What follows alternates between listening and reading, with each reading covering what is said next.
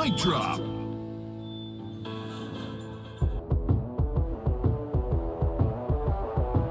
Well, what's up, guys? How's it going? I'm Mike Rowe of the aforementioned Mic Drop. This is the aforementioned microphone.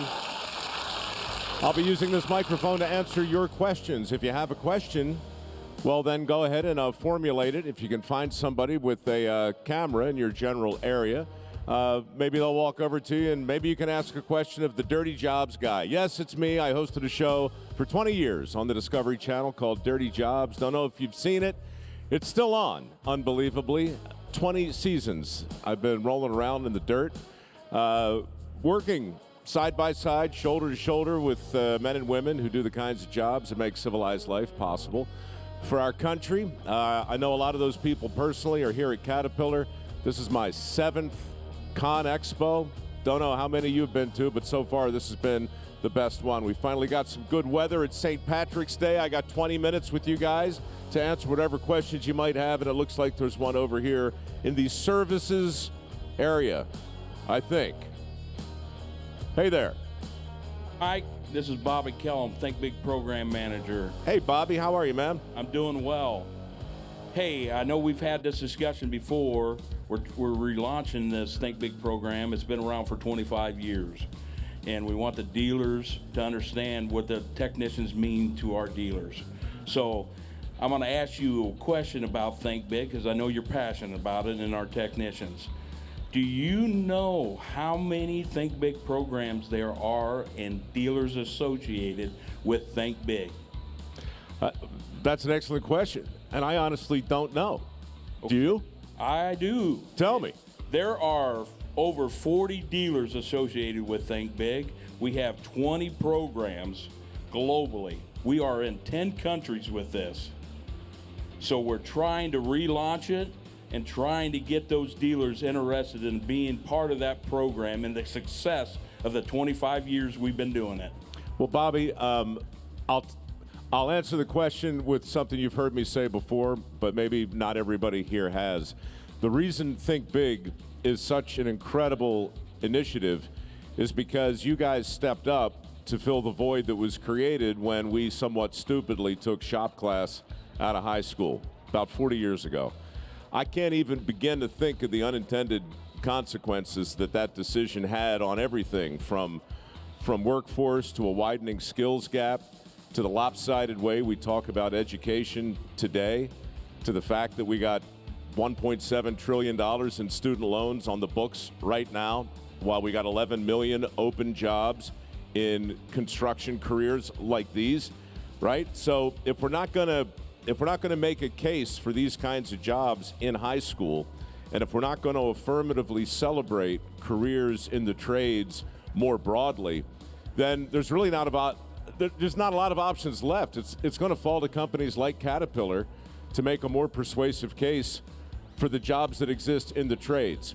Now, you guys talk specifically to Think Big about technicians and heavy equipment operators and so forth, but there's so much more out there right now that doesn't require a 4-year degree, but it requires a willingness to work with your hands. So I just think you guys have been on the tip of that spear for a long time. My own foundation has been around for 15 years now. It's called MicroWorks. We offer work ethic scholarships. Other companies are doing good things to help fill in that gap. But, you know, I know it sounds a bit self-serving, but nobody's doing it as well as you guys are. I didn't know you were in 40 different places, but you're not just training techs, Bobby. You're creating evangelists for a movement. You're creating men and women who are able to go out there and tell their own stories. And their stories are good. You know, you can make 6 figures as a tech in this industry. You can make 6 figures welding in this industry. There are shortages all over the place. And if we don't do something to make a more persuasive case for all those jobs, I'm afraid we're going to be, what's the word for it? Screwed, I think. Thanks, Mike. Thanks, Bobby. Appreciate it. Appreciate it. All righty, where are we headed now? Sustainability. Somebody's got to, I don't know if it's a sustainability question or a question from sustainability. Either way, hit me. Hey, Mike. I'm Keith Calloway Jr. from just outside Portland, Oregon. My guys average age, the last time you did an episode in paving was either in elementary school or locked up somewhere. So we're a second chance employer. So it's a two-part question. One, I would love to see you get back into the paving and do a Dirty Jobs episode, because 12 years ago to now, everything is different. And the second part is, I'd like you to get your calendar out and let me know when you can come. Yeah, I'm on my way. Never had a bad time in Oregon. Had a weird time. But, yeah, sorry about that. No, never a bad one. Yeah, look, the changes that are happening in your industry are exponential. You know, they're just happening too fast to really keep track of. So part of what needs to happen is we just need to do a better job with the headlines. Every time there's a change, that has a major impact, not just on your industry and on the people who work in it, but on our whole economy. So, you know, we've got to shout it from the mountaintops. It's just, I mean, it's the same everywhere. Like in automotive right now, you know, 40 years ago, I could change my oil, I could change my brakes, and I did. I opened the trunk up to whatever it is I'm driving now. I don't recognize anything. I can't find a carburetor, and everything looks like, you know, you got to be a rocket scientist to do stuff, which is kind of cool when you think about what that means for the skills that are necessary for a good tech today. But it's also problematic for all the stigmas and the stereotypes and the myths and the misperceptions that people still have in their heads about what it takes to work effectively in industries like yours. With regard to your first point, you're talking about some really, really bad arithmetic that's been going on for about 15 years. Last I read, for the last 10, 12 years, for every 5 people who retire from the skilled trades, 2 replace them. We lose 5, we get 2. And over the years, you can start to see why the shortages are so acute. And look, for my money, there are a lot of reasons why ConExpo is the biggest event they do here in Vegas, and there are a lot of different things that happen. But the most important thing for me is that we just wind up writing this big, long, great love letter to careers in these trades. And, you know, it's not a hard sell. You can just walk around and look around. You can see the enthusiasm at a lot of different exhibits. Here, 3 days ago, we did the Global Operator Challenge. We made a huge deal of finding the most talented operators on the planet, letting them compete, and then telling their stories, which is just a long way of saying that's what you have to do in your industry. We also have to do it in logging. You have to do it in HVAC. You have to do it in electric. You have to do it in welding. Just have to make a more persuasive case for the jobs that we have.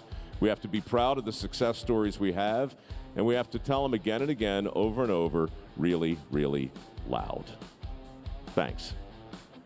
Was that an answer? I kind of drifted off there as I was listening to myself. I didn't get a date, but outside You of didn't that, get a date, right. Yeah, all right, I'll be there next Thursday. Perfect. I'll be waiting. All right, I'll see you then. Thanks. Over in technology, perhaps. Yes, someone is waving eagerly. Hit me. Hi, Mike. It's Rachel from Caterpillar. I got a 2-part question for you. So on Tuesday during the Global Operator Challenge, other than Jason making you sit out in the rain, did you have fun? And then the other part of the question is, from a Global Operator Challenge standpoint, do you think this is a great way to show off skilled trades, and should we keep doing it? Well, that's what we call a softball in my industry. It was such a good 2-part question, Rachel. You get some applause. Congratulations.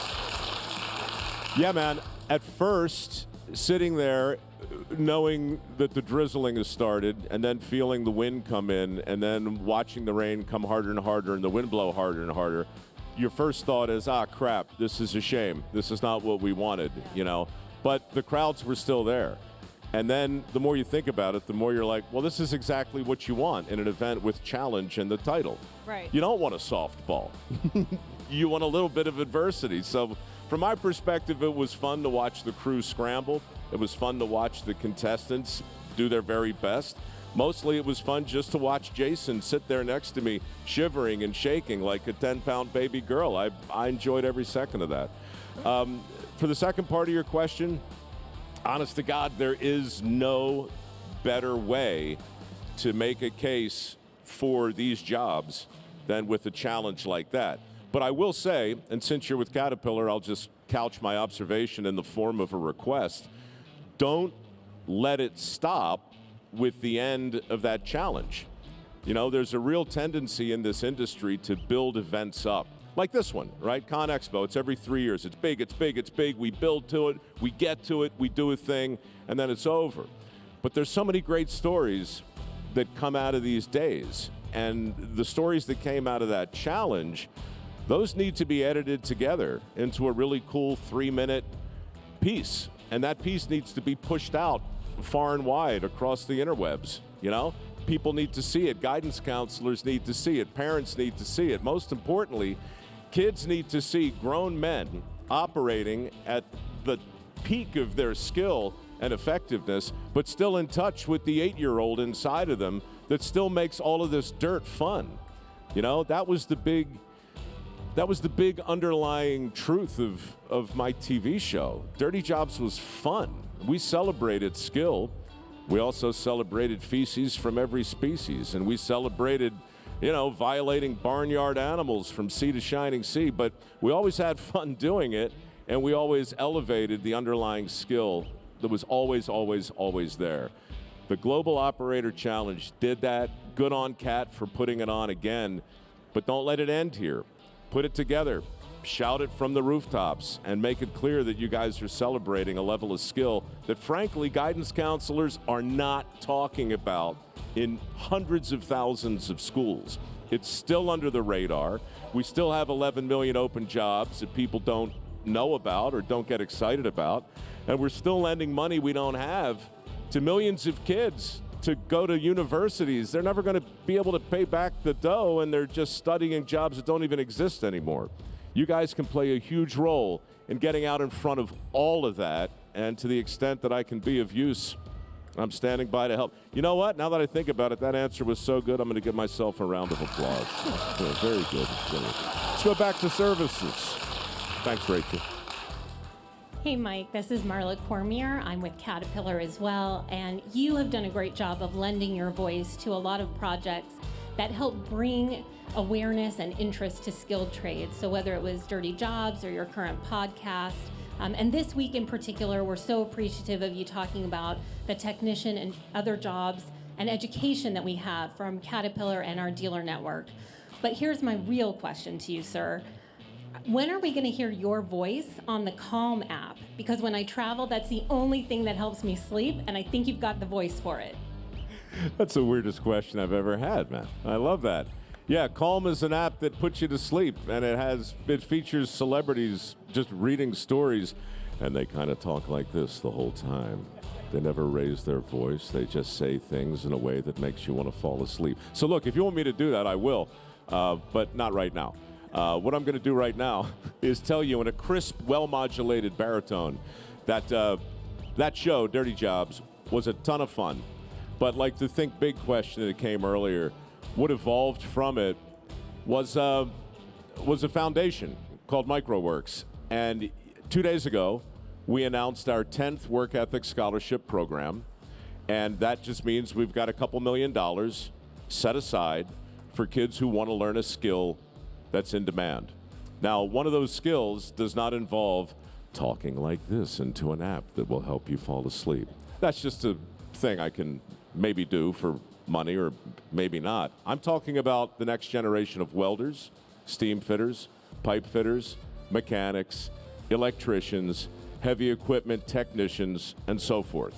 At microworks.org right now, we literally have close to $2 million sitting there. We're accepting applications for the next round of work ethic scholarships. That sounds like you or one of your kids or one of your grandkids or just somebody you know.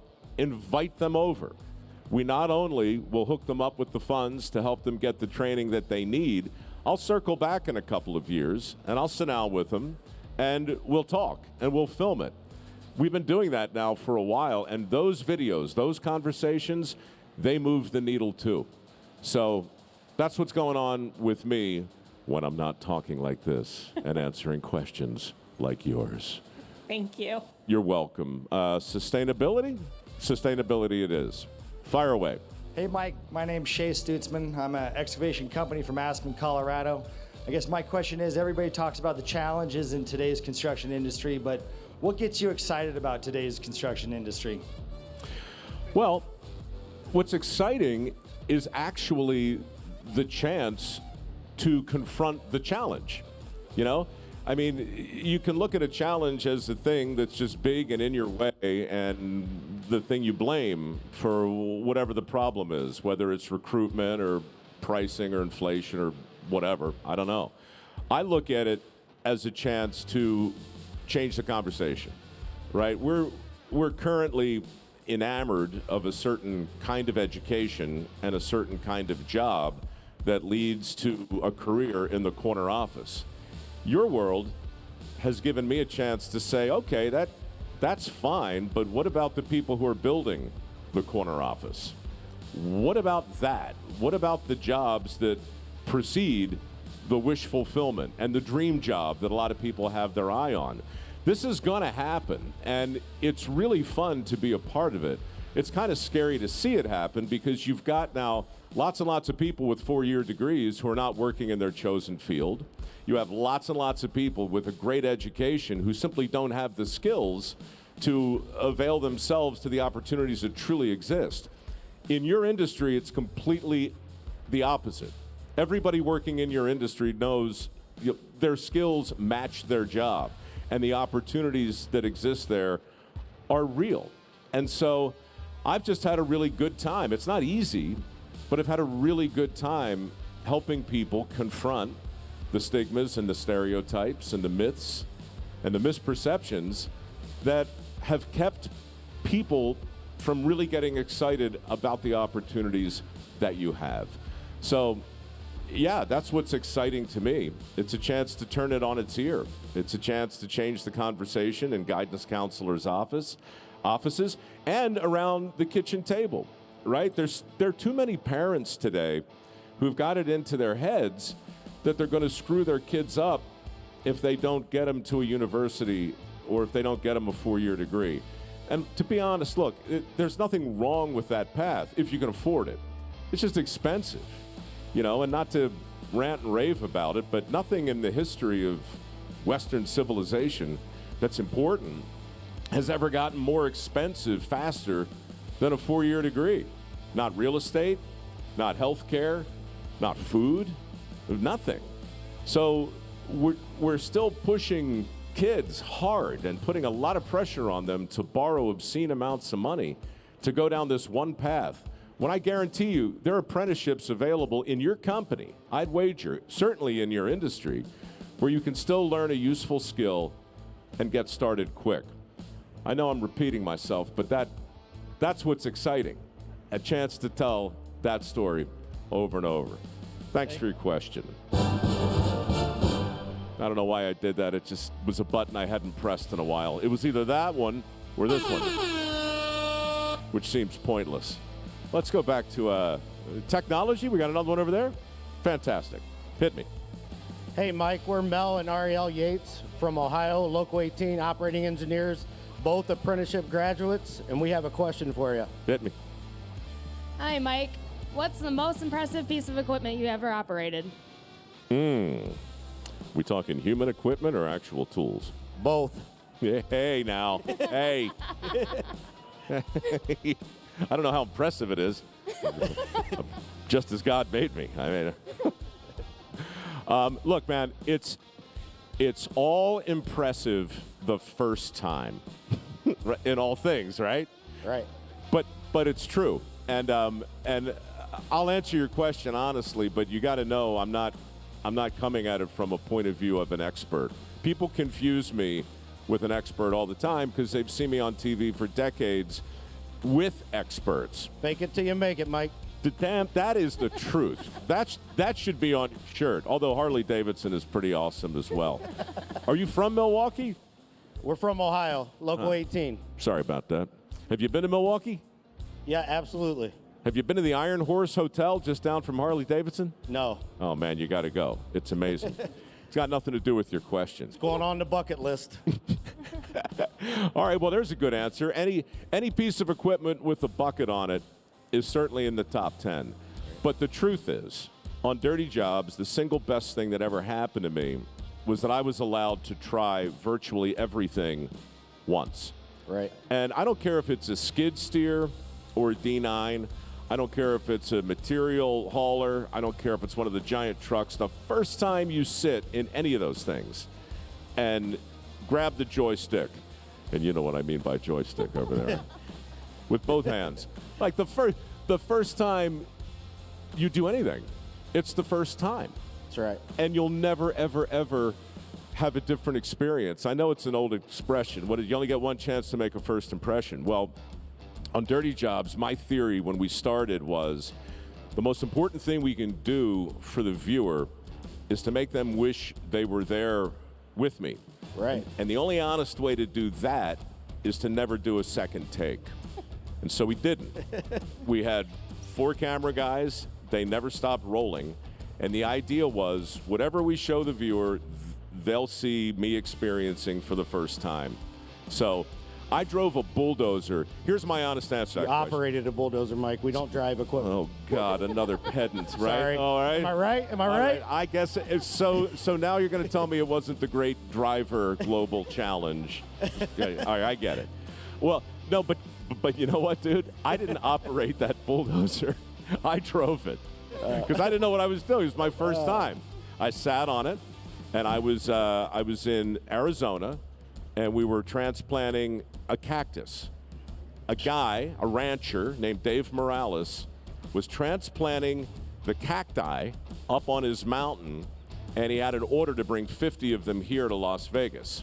I forget which casino wanted him, but he and his boys went out every day for hours, and they would dig up these cactus, and they'd haul them back to the place, and they'd strap them down on his F-350, and they'd one at a time, they'd drive him down. It was a crazy operation. But the point is, to get to the cactus, you needed to build a road in the desert. I don't mean with macadam or asphalt or any of that. They just came in with the bulldozer and just plowed away to where the cactus were. And that job it was 120 degrees that day. The machine was so hot you couldn't touch it. I didn't really know what I was doing, but they let me operate it, man. They let me try. They let me build a road in the desert in order to dig up cactus and haul them to Las Vegas. So I've yeah, done worse for less. yeah, right. You know what you get for that? You get this. Thanks for the question, man. I appreciate it. Yeah, love what you do. You never work a day in your life. You bet. Thanks, guys. Thank you. Final question, back over here in services. What do we got? Hey, Mike. This is Evan. I am from Minnesota, and I know you are an appreciator of poetry, and you're a great writer and also a great singer. So my question is, what songs have you been jamming out to recently, and are you able to sing us one? You load 16 tons, what do you get? Another day older and deeper in debt. Well, St. Peter, don't you call me, 'cause I can't go. I owe my soul to the company store. You know what I did in Minnesota, man? I've been cold everywhere. I've been cold in the South Pole, the North Pole, Dutch Harbor, Alaska, Kodiak, Homer, and Nome. But the coldest I've ever been was just over the border. We flew into Fargo, and I wound up in some little town in Minnesota with spring in the name, I think, which is ironic because it was in the middle of winter. And I met a guy who had invented this machine that allowed him to pull vehicles out of the lake that had fallen through the ice during the spring thaws. So you know the drill. Guys in the winter, they go out there and they'll spend the whole winter on the ice. They'll dig a hole, they'll fish, they'll party their brains out, they'll have a nice time, and they stay too long. So when they go to drive their truck back, it falls through the ice. And there's nothing you can do to get it out except wait until next winter for the ice to come back. And then this guy, he goes out there where the truck fell through, and they dig a hole in the ice about the size of a giant refrigerator, actually bigger than that, maybe half the size of this platform. And then they wheel up this trebuchet. I can't even really describe it. It's this long steel thing with a weird center of balance in the middle of it and counterweights on the other side. And then 3 dudes put on these diving suits and you jump into the lake, which is like just absolute zero, and you swim down to the bottom of the lake with these inflatable bladders, and you tie it to the truck that's been down there, probably leaching oil, for the last few months or so. And then you inflate the bladders, and this thing rises up to the top. And then this mad scientist takes this trebuchet and he hooks it up to the bumper of the thing, and he swings the whole truck out of the hole. It's the most incredible thing I ever saw. And it was a very, very cold day in Minnesota. And I don't know why I'm telling you that story, other than at the end of the day, it's not just about heavy equipment. It's not just about skilled technicians. It's about the willingness to dig a hole and jump into it. It's about the willingness to find an alternative way to do a thing. That's what Dirty Jobs was all about. And in a lot of ways, that's what CAT's all about. Not to blow a lot of unsolicited sunshine, but I saw a movie last night that CAT sponsored about one of the customers, a CAT customer named Bernie Carl, who lives up in Alaska and who's figuring out a way to keep the lights on with geothermal electricity. Finding people who are on a mission, finding people who are willing to do a thing differently, that's all part of the conversation that we've been having for the last couple of days. It's all a part of what ConExpo is all about. It's the epitome of what a CAT customer is. And it's another example of a really good question. I appreciate you asking it. One final and shameless plug for the MicroWorks Foundation. I'm serious about the money. It's over $1 million. It's sitting there right now for the next round of work ethic scholarships. You know somebody? Send them over. It's burning a hole in my pocket. You guys are awesome. Happy St. Paddy's Day. I will see you in 3 years. Au revoir.